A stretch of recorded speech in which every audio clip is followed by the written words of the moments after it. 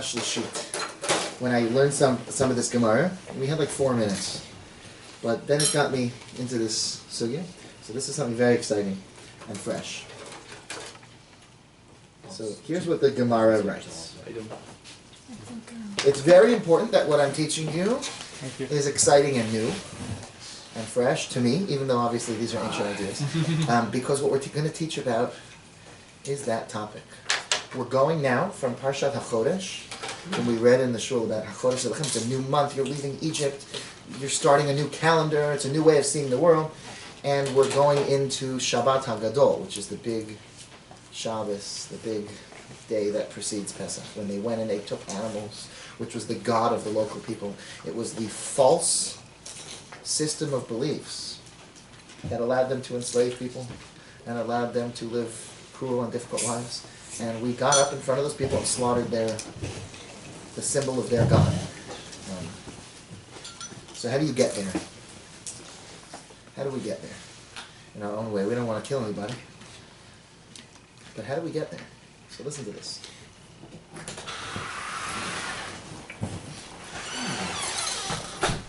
Welcome, Josh. Rabbi Elazar ben Aruch.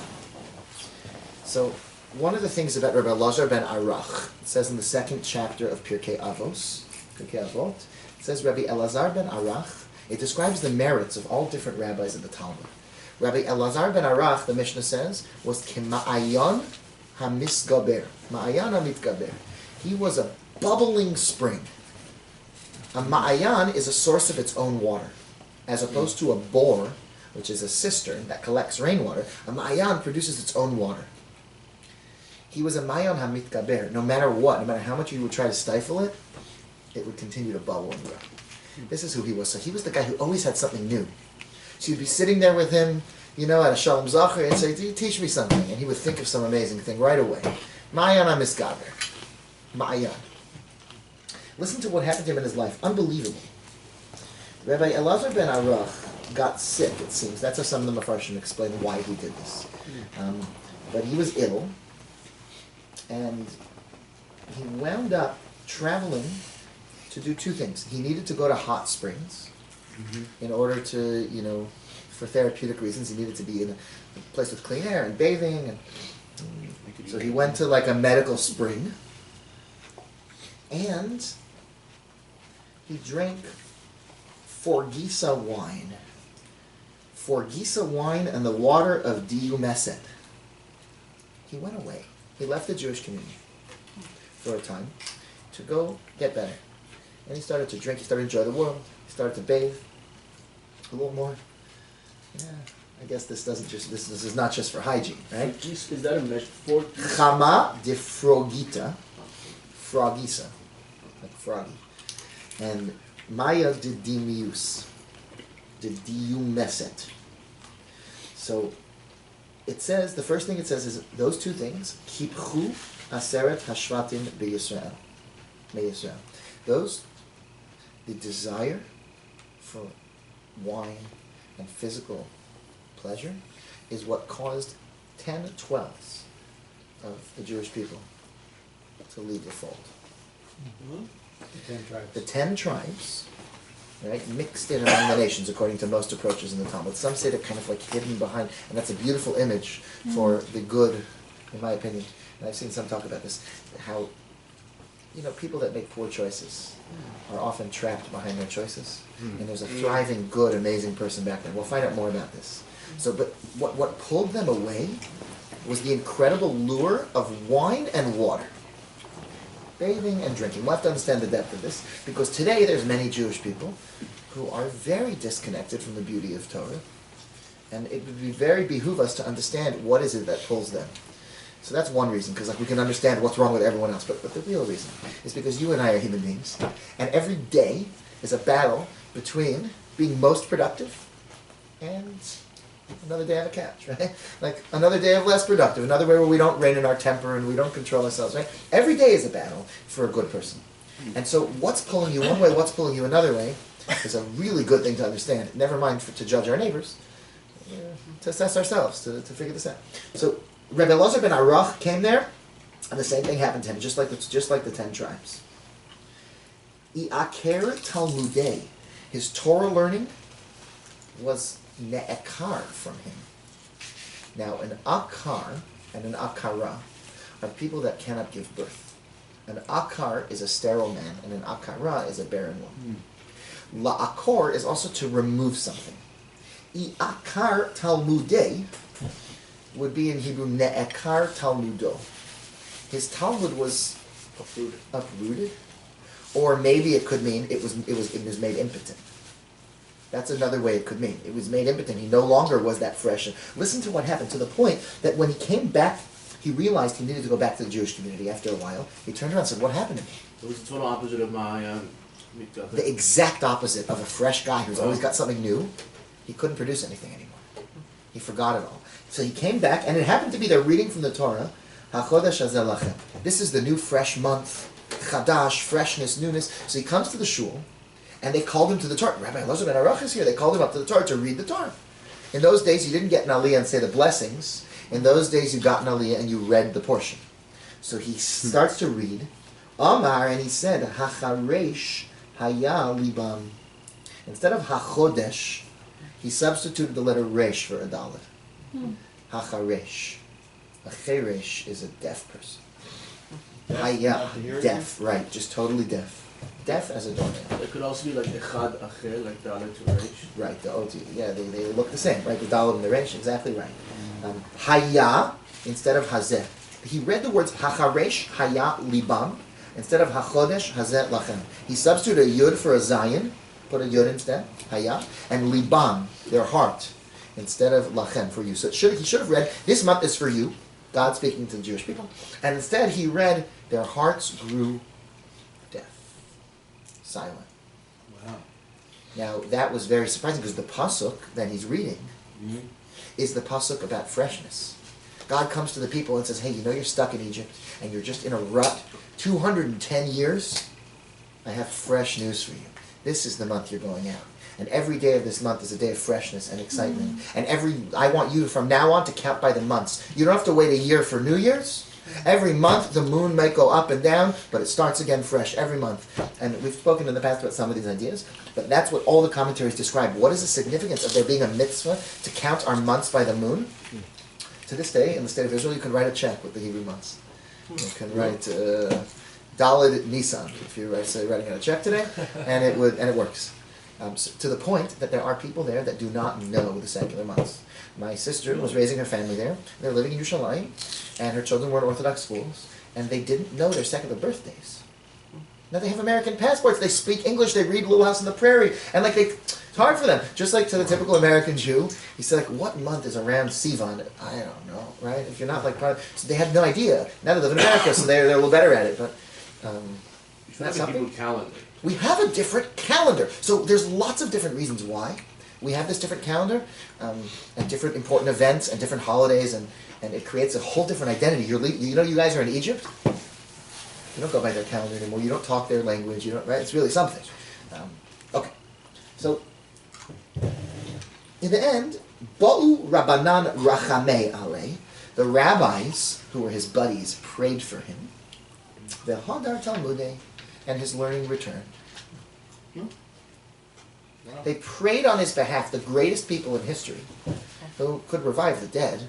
If they can revive the dead, they can help you restore your memories. But here's something incredible. Rabbi Gifter, or Mordechai Gifter, who was one of the great rabbis in America, he was born in Virginia, in the land of Madison and Jefferson, he used to say. And he met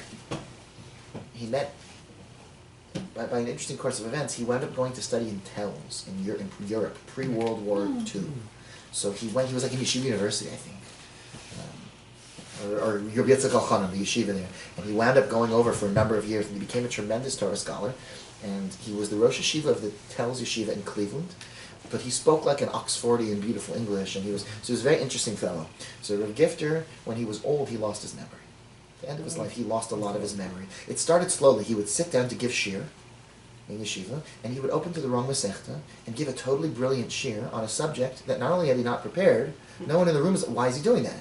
And they think, I don't know, he wanted to talk about that. Like, it took a while to figure it out. I've heard tapes from him when he was in his later years, where he would slip from Yiddish to Hebrew to English, not realizing that he was talking to the same crowd. But what he's saying is beautiful.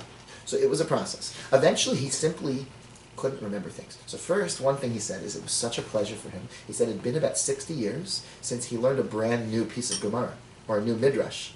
He knew everything already. So he said he had this incredible joy of learning, so he felt like he'd never seen it before. But then he started to feel really bad. So my whole life I worked to master wisdom and Torah. He says, so he went to he was by the doctor. And one of the children said, doctor, my father's been feeling very bad about his memory. So the doctor told him, he said, listen, from everything we know now about the human brain, there's no such thing as losing the memory. It's in there. You lose access to a memory. But the impact that it has on you, and it's in your brain, it's there. Oliver Sacks, who's probably the most important He just passed away. neurosurgeon. Yes, he was a Jew. He was Really powerful. so he was a very special man. Interesting fellow. He was, he never married. He was a gay neurosurgeon. Who it seems maybe kept Shabbos. It's a totally fascinating fellow. One of the most important people in terms of understanding the human brain. So in one of his books called "The Man Who Mistook His Wife for a Hat," that's one of his books. He does a tremendous amount of work understanding how people can have incredibly vivid memories. One woman, her mother died when she was a few months old, and she could, when they stimulated the brain a certain way, she could recreate word for word, like Italian love songs that her mother had sang to her, and described the things that were in the room, and like real memories, because the human brain has everything in there. So they told him, they said, you didn't forget anything, you just lost your access to it. So that's going to open up a whole other avenue for us in understanding this too. The fact that they were able to pray and get it back means they can't pray and give you the information. But if there's something in the way, they can help you get that out of the way. That would make more sense. I can't say they can't. God could do whatever he wants, but we don't find anywhere else that a person who was ignorant was given information. As far as I know, there's no precedent for that. He had the information. The issue is just the block. I believe that, by the way, when it says King Solomon asked to grow wise, I believe the same thing. King Solomon asked God to make him wise. I believe that it really doesn't. We're all wise. The issue is we have so much in the way. We have so many confusing things. We all know how to be a good friend and a good parent, and the problem is we've got so much going on that it gets in the way. Our childhood and this and the next thing, and so this is an important principle. I'm not just rambling. I want to sort of express that idea, and now explain to you the following. On the side of the page, Rabbi Kiva Eger, who says a little thing. He says, look in the book by Rav Shimshon Astropolia, one of the important Kabbalists, because he says something really beautiful about this Gemara. Davar nechmad, something delightful. This Gemara doesn't tell you what it is. So what does it say there? Welcome, Ellie. Ah, Tzaddik Baba in. Okay, so are we good with chairs? I think so. Wherever you're comfortable. And if it doesn't work, so.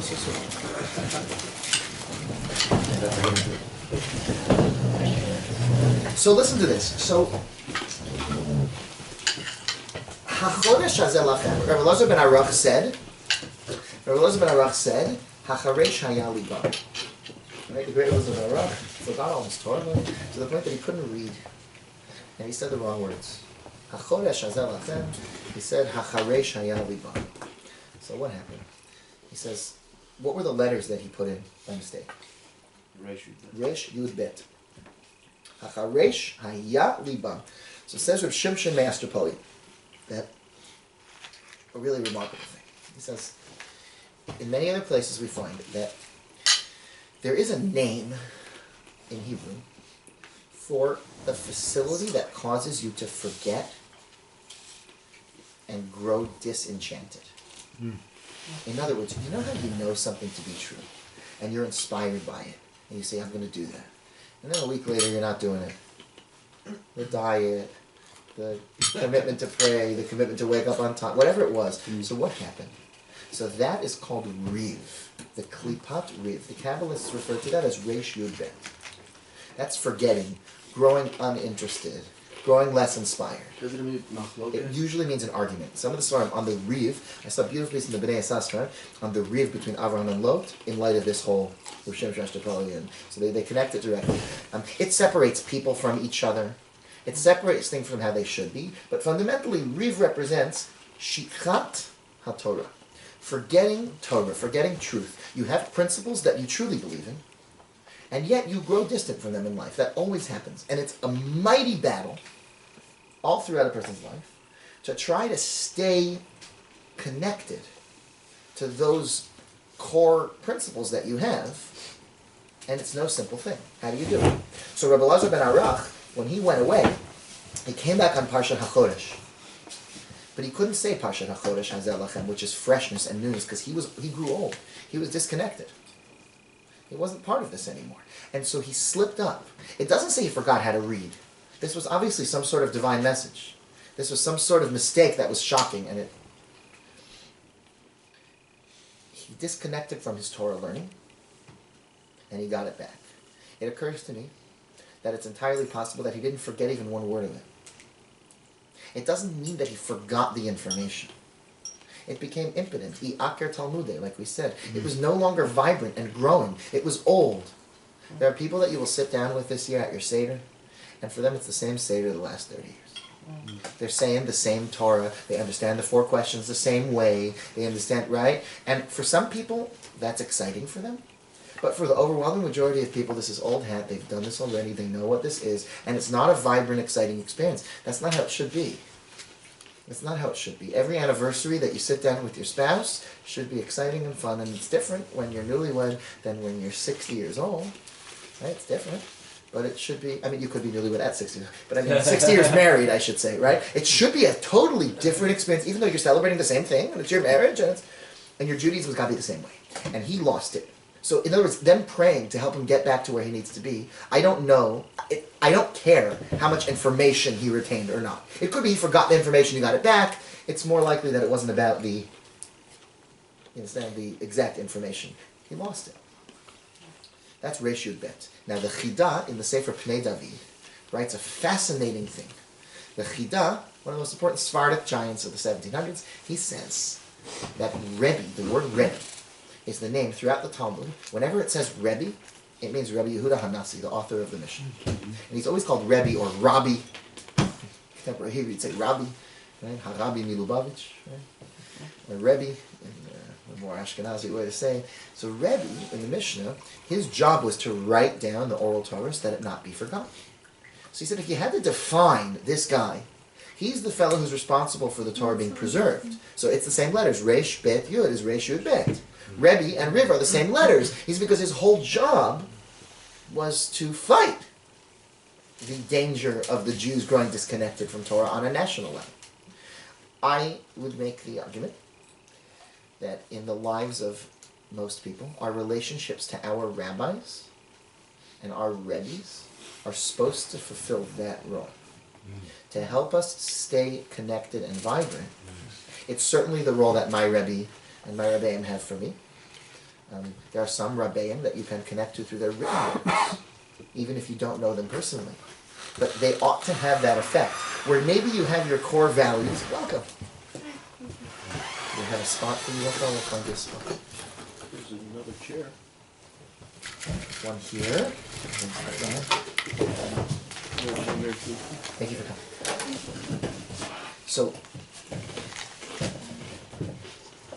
So Rebbe and Riv are related because there's a huge challenge now for the rest of your life to stay inspired, to stay on track, to feel like you're growing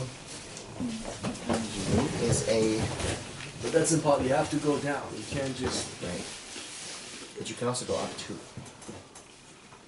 Right? So in other words, you don't start up and then go down your whole life. It should be an upward trajectory. Sure. You got to stay on that ladder going up. Right? So that's... It can never be up though all the time. It can't, that's exactly correct. And yet, you can be trending upward. I'm happy to own a stock that goes like this. Right. I'm happy. Right? You own Apple stock, you got in at $2, $3. There were times that it was at pretty high and it went down. You're doing great. You don't want to be a day trader. Unless you're good at day trading. But yes, in the long run, you want your portfolio to be going up. And so that's what the job of the Rebbe, Rabbi Yehuda Hanassi, so this is true about Talmudic learning, being engaged in Torah study, that it battles Klipat Riv, which again is the way that we forget Torah learning, is called Riv. That's the word that's given to it. And so the battle is Rebbe. It's the relationship with the oral Torah. It's the relationship with, and hopefully a person who's an authentic messenger in the chain will do that for the people that are seeking them out. If you don't have someone like that, find someone. It's very crucial. Rabbi, I was going to say, so is it because your Rebbe gives you more responsibility, you stay more invigorated and recreated? That's a great question. Meaning, how is the Rebbe supposed to do that? How is the Rebbe supposed to do that? I personally believe that, in my experience, it's really about. It's funny, here's what I would say. All growth, personal growth, emotional growth, almost always, with very few exceptions, is relationship-based. So that, let's say you have a kid on the college campus, and he's starting to grow interested in Judaism. So it's always relationship-based, right? And the person knows, the person who wants to teach that person Judaism may have to spend their time playing tennis, and doing all kinds of other things, and drinking together, and going to play golf. Another example, this is with your children. One of my Rebbeim used to teach the following. Rabbi Moshe Kestenbaum, he has a book called The Heart of Parenting. It's very valuable to read, whether you're a parent or not. Because you're not a parent, maybe you're a grandparent. If you're not a grandparent, you're probably an uncle. Yeah, right. So listen to what it says in the book, The Heart of Parenting. He says an amazing thing. He says that when he plays basketball, with his son, he feels like he's doing something more for his son's religious growth than when he studies Torah with his son.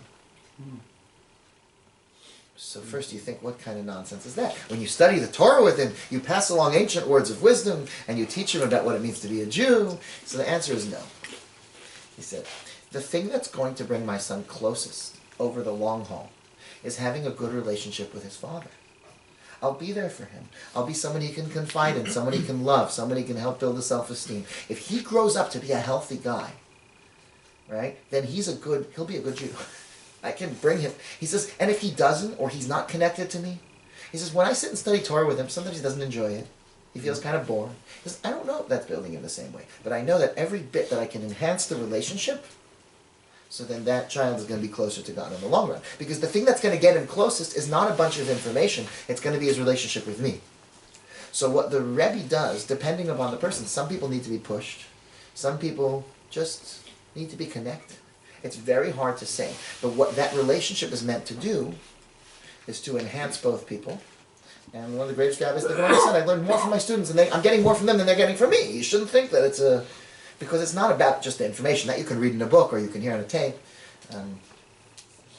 So there's a lot to think about. But that is indeed what happens. I certainly do see in my own limited experience, and it's all anecdotal, but I do see that when somebody has a relationship with some kind of a Rebbe or a Rebbitzin, or like somebody who's they acknowledge is someone that they can seek as a mentor, as someone that they look up to, that the growth that you will witness is radically different than someone who just sets out to reinvent the wheel themselves and do it, or maybe they just didn't connect with someone.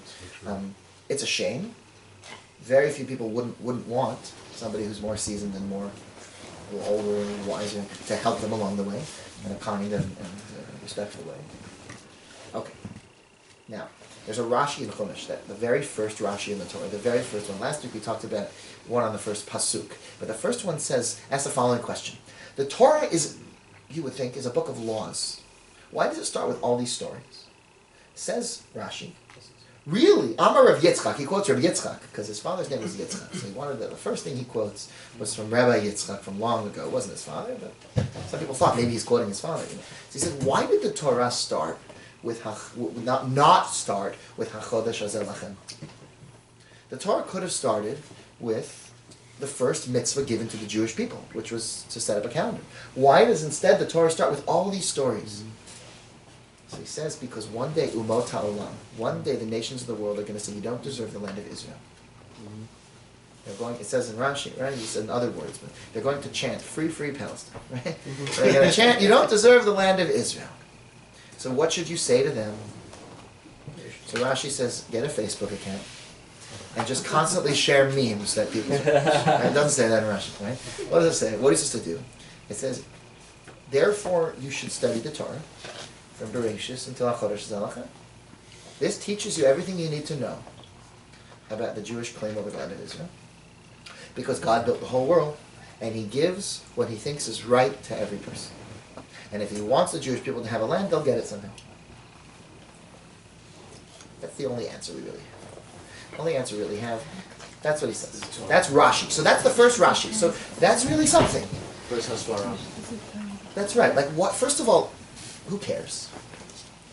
We have to answer the Gentiles. So it must be this is an answer for ourselves. This is the answer. When they ask you that question, it gets to people. It gets to you. It gets to a lot of people. You know, they become less confident. They start to think. In fact, many of the leaders in the movement, right, of really hurting the state of Israel are Jewish themselves. That was my buddy Ashi Kustner. He was an outreach professional for a while, working with high school students in Connecticut and New England. And he went, a really funny story. He went to a Matisyahu concert in Matisyahu's more early days, and Matisyahu Daven Marv, but the guy's like this nice little thing for these Jewish kids. He was like the earlier days when he was big, but he wasn't untouchable. And outside the concert were people protesting Israel. So he went over with the kids, and he found the most vocal guy. And he went over to him and he said, I'll give you $20 if you tell me your Hebrew name. This is Velvel. He says, Velvel, what a beautiful name. Here's $20 and use it in good health. You know, isn't that something? He just knew. Funny. So there's lots behind that. You know how the Jews, their hearts bleed and like whatever cause it is, and you know. But isn't that really striking? That like he just knew. He's a really funny guy, and he just knew. Like, what do you have to lose? The guy's just like not know what he's telling me. He knew it. He knew that the guy who's going to be there leading the thing is going to be Jewish. On some level it's sad, on some level it's beautiful. It's just fascinating. So he said, it's just on every level it's something to think about. So in any event, we need to understand this answer. So I think that part of this is, there's a sefer called Tiferet Ruvain. Tiferes Ruvain. He was a student of the Noam Elimelech of the Gents. So this is an early Hasidic sefer. And he makes an interesting connection. He says that the word Bereshit is made up of the letters Resh, Yud, Bet, Riv, which we said is the definition of the part of you that forgets Torah, that disconnects, and the words and the letters Aleph, Shin, Taf, Ashit. The Hashit, to place something. Riv Ashit, I will place forgetfulness.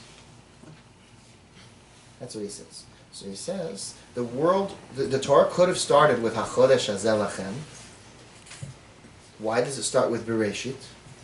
Riv Ashit. And that's all he leaves it off. He sort of points out that according to this Gemara, there's some connection between the Resh Yud Bet in the world and the way it interacts with HaChodesh Hazel Lachem. So, but we don't understand that yet, right? What's the connection? And he doesn't go on to explain it. He just throws that unbelievably tantalizing connection out there and then leaves it. So I think HaChodesh Hazel Lachem is freshness and newness and buying in to the mission of the Jewish people and how we're different from the Egyptians and how we need to leave here and start our own land, because we can hopefully, if we get it right, we can start a land where we teach about equality and love and happiness and love your neighbor as yourself as the pinnacle of human achievement. We can turn the whole world into a monotheistic, kind, good world, but we really need to get out of Egypt right now and get to the land of Israel where we can do so. And when we do that, it will spread to the whole world. That's HaChodesh Hazel Lachem. You're going to have your own calendar. You're going to have your own identity. You're going to have so that's HaChodesh Hazel Lachem. The Jewish people as an entity. But you know what? There's a problem, because just having the inspiration to do so is insufficient. You know why? Klipat Riv, the part of the human psyche that makes you forget and makes you go the wrong direction. How many of us have set out to do something really great and didn't work? And a lot of the reason that the things that we do don't work and don't come out is Riv. I mean, listen, sometimes, right? Sometimes it's not your fault. Sometimes it just wasn't in the cards. That's not what God had planned for you. Sometimes that's the truth. But other times, it's just because you didn't live up to it. And we all have that problem. It's a massive battle in life. I should really be doing this, and I'm not doing it. Why not? So you know how you learn how to do this? You have to know your identity. You have to know who you are. You have to know why is there a world? And why did God make the world? And what is Abraham, Yitzchak, and Yaakov? And how did the Jewish people come about? And when you have that clear, and nobody's going to be able to come and dissuade you from having a land of Israel. Nobody's going to be able to dissuade you from your true mission in life. HaKodesh Lachem will be there. You'll be a proud person and a proud Jew. You'll have your identity. Riv Ashit, God is letting us know in duration that this world is going to be a battle between forces that kind of are a little lazy and kind of weigh you down and make you lethargic and you don't really implement, and studying the Torah properly and understanding not only who you are and what you're supposed to do, but then how that plays out into freshness and newness and the mitzvahs. You can have all the mitzvahs, but you also have to know who you are. And if you just know who you are, you know the mitzvahs, that's not enough. You got to know what to do, and you got to know who you are. And so the Torah should have started with Achodesh Zelachem if it was a book of rules, but it's not a book of rules alone. It is a book that tells you who you are, and then lets you know how to self-actualize. So it is my claim, I believe, that what we would try to show in this shir, if this was a course, if this was a 20-year course, I believe that the purpose of this class would be to show how the Torah and everything in the Torah is instructions for living a much more fantastic and beautiful life. If anybody has any part of them that thinks, boy, if only I didn't have to do the Torah, if only you didn't have to do Shabbos, if only I didn't have to miss so much work for Passover, and so forth, so it's just such a mistake. It's the greatest gift in the whole entire universe. It helps you actualize who you are. Anybody out there who doesn't feel that way, it's just a shame. We're missing it. And when I say anybody out there, I mean every one of us, because it can't be that a human being would ever not go through life without ever feeling that. Without ever feeling, boy, this is a bit of an inconvenience. This is not exactly how, right? We always will battle that experience. That's real.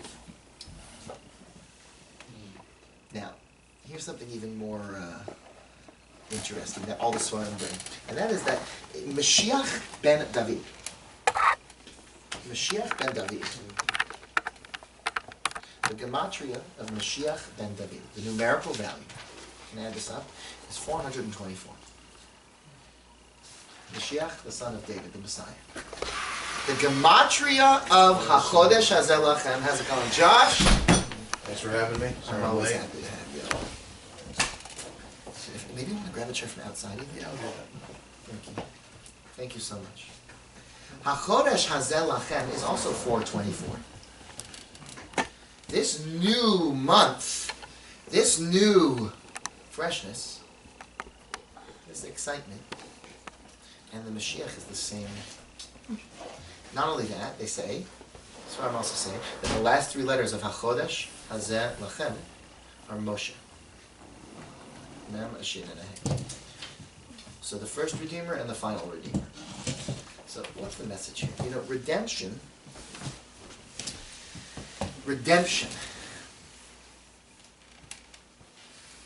What are we waiting for?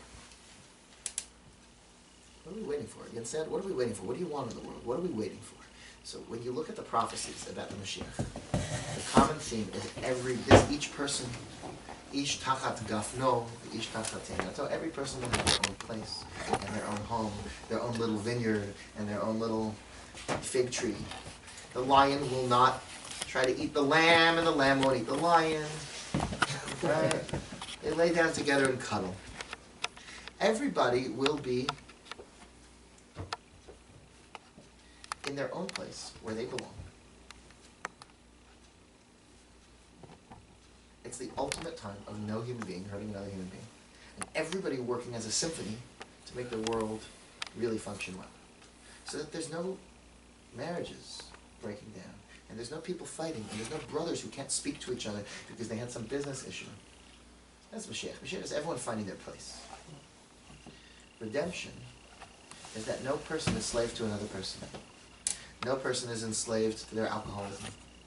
No person, right? Every person is actually finding who they really are. So let me explain something like this. We're talking about remembering and forgetting. Remembering and forgetting. How long were the Jews in Egypt? So that's Resh Yud. 210 years, right? Okay. But you know why they were there 210 years and not, there were 2 years of delay. They could have really been out early because Yosef, right? They only came down when Yosef came to power. So there were 2 years of forgetting that delayed everything. Who forgot? The Sar HaMashkin, the Torah says, that for 2 years, Yosef remained in prison because Vayishkacheu, he forgot, Lo Zachar, he couldn't remember Joseph. Then Pharaoh has the dream, he says, I remember something. So the Chassam Sofer says that Resh Yud Bet, I think he wants you to move in a certain direction. We'll try right, and then try left, and then one of those has got to work. That good? All right. Sorry. In any event,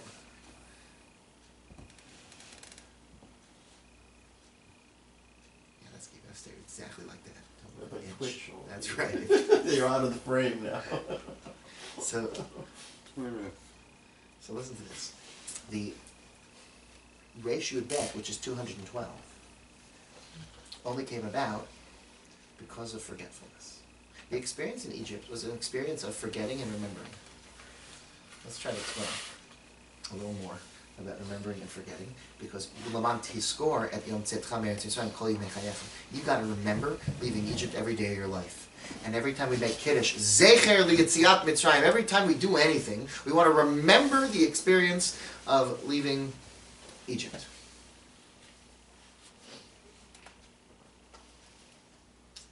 So it is battle between remembering and forgetting. Rabbi Elazar forgetting and remembering. So let's try to understand. We may have spoken about this in the past. I want to tie it in differently. Zachar and Shachach. The word for remembering, right? Zikaron. The shorish of that is Zachar, which means remembering. It's Zayin, Chaf, and Resh, which is 227. The words for forgetting are Shachach. Shikha is forgetting. Shin, Chaf, and Ches, which is 328. Shin, Chaf, and Chet, right? 328. The difference is 101. Now, the Talmud famously says in Moed Katan, it says, it quotes a pasuk in the book of Malachi, the very last prophet. Malachi, according to the Talmud, is a pseudonym. It's another name for Ezra. And Malachi writes the following. Really? That's a Talmudic approach. Is that Malachi ze Ezra? So it says, who is Malachi? So what did he say? He said that V'shavtem u're'item ben tzaddik v'rasha, that you will one day, right, be able to discern the difference between a righteous person and a wicked person. Bein oved Elokim la'asher lo avado, between the one who serves God and the one who doesn't serve God. So the Talmud says, listen, this implies that there are righteous people who don't serve God. There's righteous and wicked. Obviously, there's no wicked people who their life is defined as a servant of God. They're wicked, they're a Nazi or something, right? But even within righteous people, there's tzaddik that does and doesn't serve God. So Talmud says, it depends. A tzaddik that doesn't serve God is a guy who studies every piece of Torah only 100 times. The one who serves God studies it 101 times. Isn't that something? Eino doma shona pirko mea pa'amim l'shona pirko mea v'achas. There's no comparison. It's a funny thing. What does that even mean? Why 100, 101? So the Baal Tanya. So Michal is Gematria 101, yes, and Malachi also. Among other things, Michal maybe it's very interesting. It's related to this. So comes along. What's the 101? What's the 101? So the Baal Tanya says that in the old days, people used to study Torah 100 times because they needed to get the information. And once that was the methodology. So you wanted to teach a kid, right, how to read or Shema Yisrael, so you'd say it 100 times to them, right? You wanted to learn it 100 times. You should try it sometime. Like just take a pasuk and say it 100 times. A week later, you might not remember it. Right? You have to do it much more than that, in my experience. Just sing it over and over again, and you'll get it. You know, but it takes time. So they would repeat it 100 times. They had it. So why would you do it 101 times? You know the information already, right? So what are you doing? So here's the answer. You're engaging in the relationship.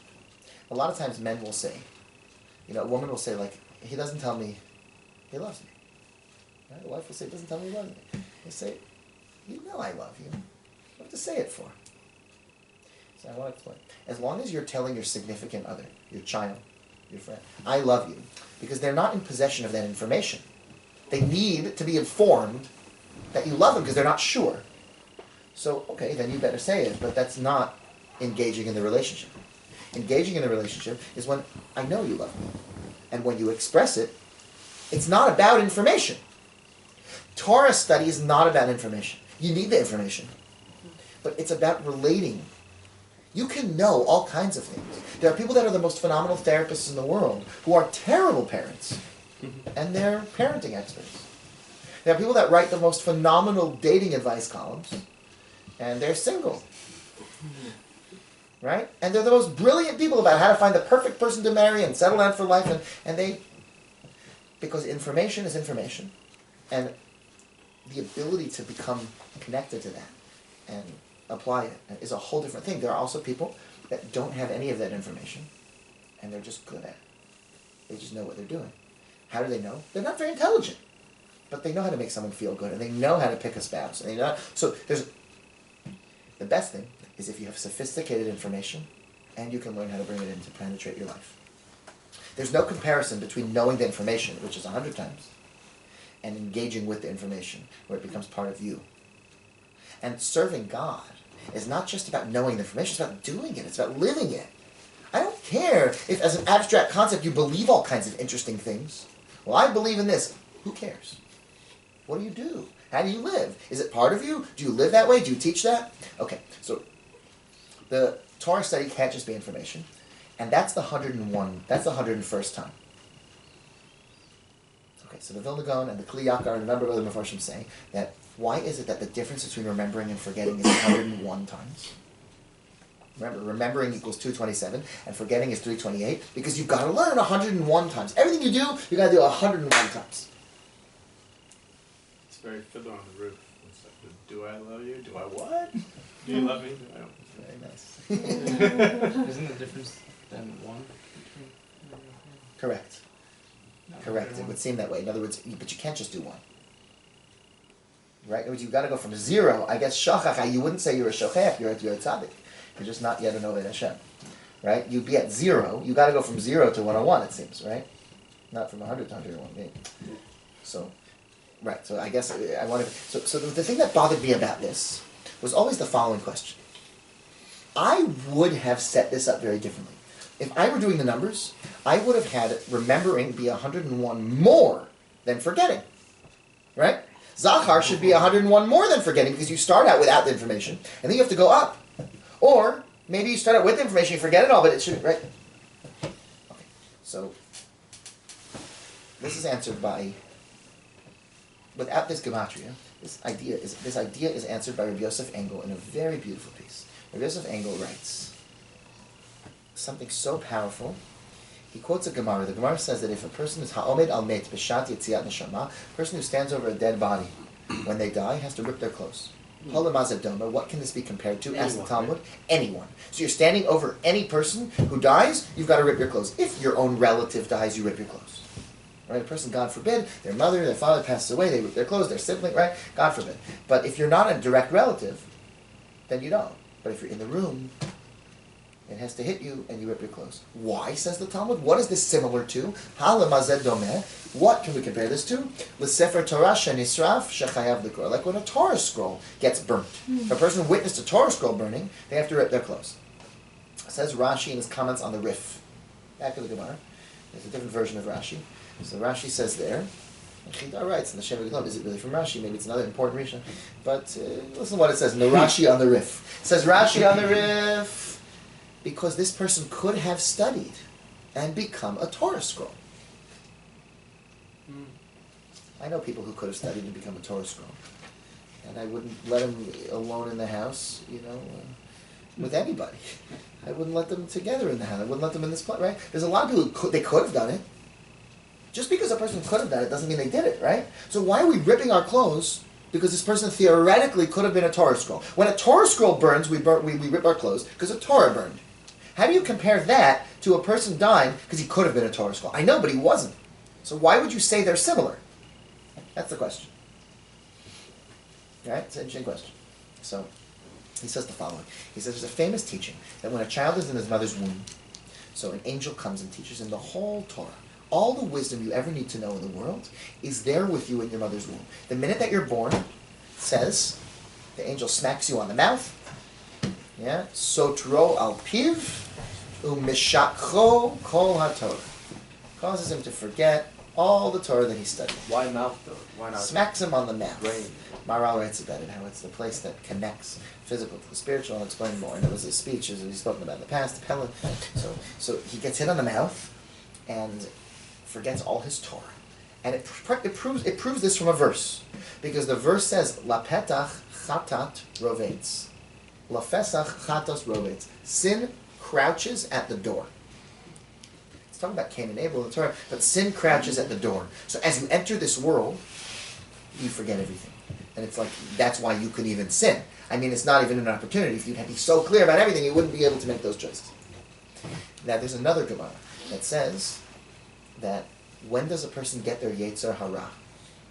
Do they get it in their mother's womb? Do you have the desire to sin even when you're an embryo, when you're a fetus? And the Gemara says no. You only get it when you're born.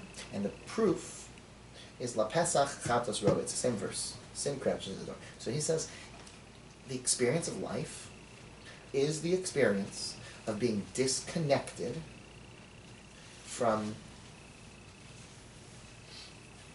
what you deep down know inside at all times. When you're born, the Yetzer Hara, the desire to make poor choices, the self-destructive parts of ourselves, are only capable of having any kind of influence because we're disconnected from the Torah. In fact, he goes so far as to say they're one and the same. The disconnection to what you know to be true on a deep soul level is what allows a person to make poor choices. So everybody in the world knows you can't murder. They know it. It's not taught. It doesn't matter. Even if they teach you to murder, we hold you responsible. They teach you it's good to murder Jews. We hold you responsible because we know that if you really take a moment to be quiet and think, you get in touch with a part of the human being that's in the image of God that just knows right from wrong. So some things are so basic, and that's the 7 Noachide laws. They're just so basic that you can get in touch with them. Other things require a lot of study and a lot of hard work. But they're in there. Is that why babies cry, you think? I don't know. Maybe. I've heard people say that baby comes out crying because it was just in this comfortable spiritual oasis. That's right. But there's no silence. Yeah. Like you My just children, said. that's why when I tell my children the story, they say, and that's why babies cry when they're born. But you said there's the silence is what awakens us to our knowledge. So if the baby's crying, you can't hear it. That's interesting. That's interesting. So the baby is comes out into this world, and the experience of being born and disconnected, and life is about sort of reconnecting to that. So if you have a child, you know that they're good, but you also know that if you don't teach them how to be good, then they don't become good. They need to learn to be patient. They need to learn to be kind. They need to learn not to be rude. They need to learn all the behaviors, even though you're not teaching them as an outside thing. You know you're a good kid, and you have to learn how to be. Right? So that's Rabbi Yosef Engel says. So says Rabbi Yosef Engel an amazing thing. He says, when a person dies, you know what's happening? A Torah is dying. What if the person never had access? Let's say I had a Sefer Torah that was wrapped in garbage bags. It was created, and it was wrapped up to go ship, and then, God forbid, it gets burnt up. Would you rip your clothes if you saw that happen? Of course. But no one ever learned from it. No one ever saw it. But it's a Torah, right? So that's a human being. Human being is a beautiful, beautiful thing. You know what? If they never read from it, and then they die, then they are a Torah who died. And it's a shame that they never got in touch with it. When you study Torah, you are not adding anything to yourself that you didn't already have. You are removing barriers between your immediate conscious self and who you really are. So, you start out at 328. And you have 101 layers that you need to remove until you can get down to 227. It's exactly right. The process of learning is not adding anything, it's removing. You're just getting in touch with who you are. When you're born, you have that information, but you can't access it easily. Can you say the numbers again? Sure. Shachach, forgetting, is 328. Zachar, the root for remembering, is 227. So why is it that forgetting is more? Because the process is not to go from forgetting up to remembering. It's to go from where you start and to remove all the things that are in the way. So this is a huge deal when you're raising children. There's nothing wrong with them. They're perfect. So what are you doing? You're helping them get in touch with their perfect self. There's nothing wrong with your spouse. There's nothing wrong with your friends. There's nothing wrong with anyone in the whole world. The problem with the Nazi is that he has ignored the soul that's in there. But on the deepest level, if one could really peel it away, we have stories in the Talmud of people who were like Nazis, who murdered and ultimately did tshuva. Maybe they deserve punishment and justice for it, but there's a soul in there somewhere. If you could disconnect, now that's very hard to understand. I don't understand. Nivu Zaradam, he murdered thousands of Jews, there was rivers of blood, and then it says he did tshuva, and he was accepted, he converted. The guy who destroyed the... One of the head executioners of destroying the temple in Jerusalem. And he repented and converted, and these are child stories that we teach our children. I don't know what they mean. It's better than the Three Little Pigs, I guess. The message is incredible, but I don't understand it. To this day, I don't understand it. I have no idea what that could possibly mean. I don't know that I'm supposed to. In that lifetime, or... In that lifetime. He ran away and he repented. Meaning, but the message is that the human being is so great that even the terrible, terrible things that human beings do are from there. Okay, so here's what zikaron then is. Zikaron, which is remembering, really means getting in touch with just who you are. Taking away all the things that distract you. And forgetting, that's remembering. It's remembering, it's truly remembering Yetziat Mitzrayim. Knowing where we came from. And knowing that we left Egypt and we're going to the land of Israel. Every human being is on sort of a mission. You need to remember. You cannot forget. Remembering means to get in touch with who you really are, to know who you really are. That's redemption. That's Mashiach. That's how you could plan for a perfect world. The only way we can expect a perfect world is because we really believe it's already everybody's perfect. It's a huge job to do. So you know what the Mashiach ben David is doing? He's just helping you remember who you really are. He's helping you get in touch with something that's the very essence of your soul. As you were being physically formed in the mother's womb, spiritually you were being formed, and that is as if there were an angel in there with you teaching you the whole Torah, because your soul is spirituality. So at that moment you're being physically formed. Is that the same idea that you mentioned before, when the baby is in the womb, and